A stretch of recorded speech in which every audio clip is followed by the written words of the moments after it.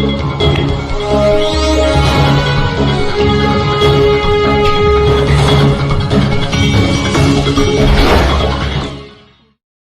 हम आपकी मुलाकात एक ऐसी शख्सियत से करवाने जा रहे हैं जिन्हें दुनिया एक बेमिसाल शायर के रूप में जानती है, जिनकी शायरी की अब तक 7 किताबें प्रकाशित हो चुकी हैं। बहुत सी सरकारी गैर सरकारी अवार्ड से इन्हें नवाजा जा चुका है। देश विदेश की बहुत सी नामी गिरामी साहित्यिक पत्रिकाओं में उनकी शायरी लगातार प्रकाशित हो रही है। फोर्ब्स पत्रिका में एशिया के 10 बड़े शहरों की सूची में उनका नाम दर्ज हो चुका है। सेलिब्रिटी ऑफ एशिया पैसिफिक में उनका नाम बहुत पहले ही शामिल किया जा चुका है। शायर डॉक्टर दीप के लाखों कदरदान न सिर्फ हिंदुस्तान बल्कि गैर मुल्कों में भी मिल जाएंगे। वे लंबे समय से चिकित्सा व दवा व्यवसाय से जुड़े हुए हैं। अभी हाल ही में उन्होंने GMC म्यूजिक कंपनी की स्थापना की है। अपने चाहने वालों के लिए इस साल गज़लों की 4 म्यूजिक एल्बम लेकर आ रहे हैं। वर्ष 2010 में डॉक्टर दीप 4000 अशार की लंबी गज़ल कहकर विश्व कीर्तिमान स्थापित कर चुके हैं। 3 खंडों में प्रकाशित उनकी शाहकार पुस्तक बेस्ट सेलर रह चुकी है। उनके चाहने वालों को उनकी म्यूजिक एल्बम का उनका नया रूप देखने को मिलेगा। आज हम आपकी मुलाकात एक ऐसी शख्सियत से करवाने जा रहे हैं जिन्हें दुनिया एक बेमिसाल शायर के रूप में जानती है, जिनकी शायरी की अब तक 7 किताबें प्रकाशित हो चुकी हैं। बहुत से सरकारी गैर सरकारी अवार्ड्स से उनको नवाजा जा चुका है। देश विदेश की बहुत सी नामी गिरामी साहित्यिक पत्रिकाओं में उनकी शायरी लगातार प्रकाशित हो रही है। फोर्ब्स पत्रिका में एशिया के 10 बड़े शायरों की सूची में उनका नाम दर्ज हो चुका है। Celebrities of Asia Pacific who is who में उनका नाम बहुत पहले ही शामिल किया जा चुका है। प्रख्यात शायर डॉक्टर दीप के लाखों कदरदान न सिर्फ हिंदुस्तान बल्कि गैर मुल्कों में भी मिल जाएंगे। वे लंबे समय से चिकित्सा व दवा व्यवसाय से जुड़े हुए हैं। अभी हाल ही में उन्होंने GMC म्यूजिक कंपनी की स्थापना की है। वे अपने चाहने वालों के लिए इस साल गज़लों के 4 म्यूजिक एल्बम लेकर आ रहे हैं। वर्ष 2010 में डॉक्टर दीप 4000 अशार की लंबी गज़ल कहकर विश्व कीर्तिमान स्थापित कर चुके हैं। 3 खंडों में प्रकाशित उनकी शाहकार पुस्तक बेस्ट सेलर रह चुकी है। उनके चाहने वालों को उनके म्यूजिक एल्बम में उनका नया रूप देखने को मिलेगा। उन्होंने अपनी सभी गज़लों को अपनी आवाज़ व अपनी स्वरचित धुनों से सजाया है। हमने उनको अपने स्टूडियो में सादर आमंत्रित किया है। इसी विषय में आज हम उनसे चंद सवालात करेंगे। नमस्कार दीप जी, हम आपका अपने स्टूडियो में हार्दिक अभिनंदन करते हैं।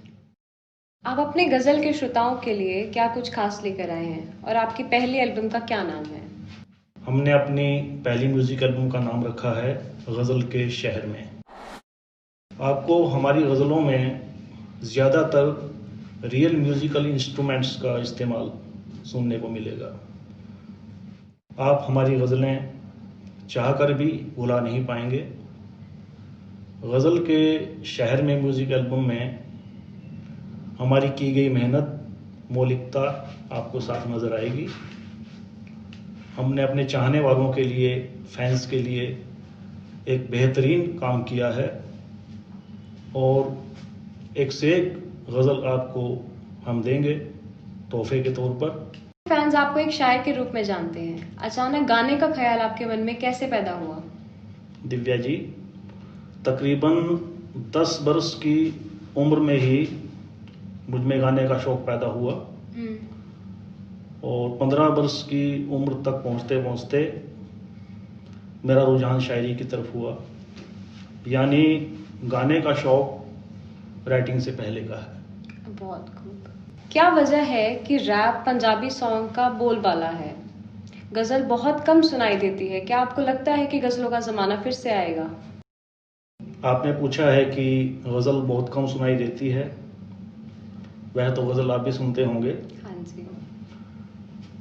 तो जगजीत सिंह जी के इंतकाल के बाद जो गज़ल सम्राट कहे जाते थे, गज़ल गाने वाला कोई सिंगर नहीं आया है उनके मुकाबले का जो गज़ल को आगे लेकर जा सके। रैप गाने वाले बहुत हैं, पंजाबी सॉन्ग गाने वाले बहुत हैं, गज़ल की तरफ किसी का ध्यान नहीं है। तो हम कोशिश करेंगे कि गज़ल को उसी बुलंदी पर ले जाएं जो वो कभी किसी ज़माने में थी। कुछ पुराने सिंगर हैं, बुज़ुर्ग, जो आपको 8-10 गज़लें गाते हुए नज़र आ जाएंगे अपनी पुरानी। गज़ल के क्षेत्र में कोई नया काम नहीं हो रहा है और हमने ये बीड़ा उठाया है कि हर साल 2 या 3 म्यूज़िक एल्बम रिलीज़ किए जाएं। तो गज़ल की तरफ जो है हमारा ख़ास ध्यान रहेगा। बिल्कुल सही। आपके दर्शक इस चीज़ का इंतज़ार करेंगे। आज के वेस्टर्न दौर में जहां हिप हॉप और रिमिक्स का ज़माना है, क्या यूथ को आपकी गज़लें पसंद आएंगी? आप इस मुगालते में मत रहें कि नौजवान पीढ़ी गज़ल सुनना पसंद नहीं करती। रिमिक्स वाले अपना काम कर रहे हैं, हमारा अपना ओरिजिनल काम है। इन दोनों की तो खैर कोई तुलना की ही नहीं जा सकती है। तो हमारा मानना है कि बहुत जल्द गज़ल का दौर शुरू होने जा रहा है। हाल ही में कुछ फिल्मी गज़लें आईं जिन्हें नौजवान पीढ़ी ने बहुत पसंद किया, तो हमारी गज़लें भी सराही जाएंगी। मुझे अपने फ़न पर पूरा भरोसा है। आपकी गज़लों में और पुराने दौर की गज़लों में सुनने वालों को क्या फ़र्क महसूस होगा? पुराने दौर की गज़लों की समय अवधि पर अगर गौर फरमाया जाए तो कोई भी गज़ल आपको 10-15 मिनट से कम समय अवधि की नहीं मिलेगी। हमने जो गज़लें तैयार की हैं वो कोई 4-5 मिनट से ज़्यादा समय अवधि की नहीं है। पुराने दौर की गज़लों में गलेबाजी खूब होती थी, आलाप वगैरह होता था और मुश्किल अल्फाज का, अरबी फ़ारसी का ज़्यादा इस्तेमाल होता था पुरानी गज़लों में। और हमने आम श्रोताओं की भावनाओं को देखते हुए बहुत आसान ज़बान में गज़लें कही हैं और उसकी धुनें भी आपको बेहद साधारण मिलेंगी। पहले गज़ल को कुछ ख़ास वर्ग सुना करता था और हमारी जो गज़लें हैं वो आम आदमी की गज़लें हैं। आपने गाने के लिए गज़ल को ही क्यों चुना? गज़ल हम शायरों की पसंदीदा सिनफ रही है। जो जादू आपको गज़ल में मिलेगा वो शायरी की किसी दूसरी सिनफ में नहीं मिलेगा। हमने गज़ल को अनोखे और बेहतर ढंग से प्रस्तुत किया है। हम गज़ल का वो सुनहरा इतिहास लौटा लाने के लिए संकल्पबद्ध हैं।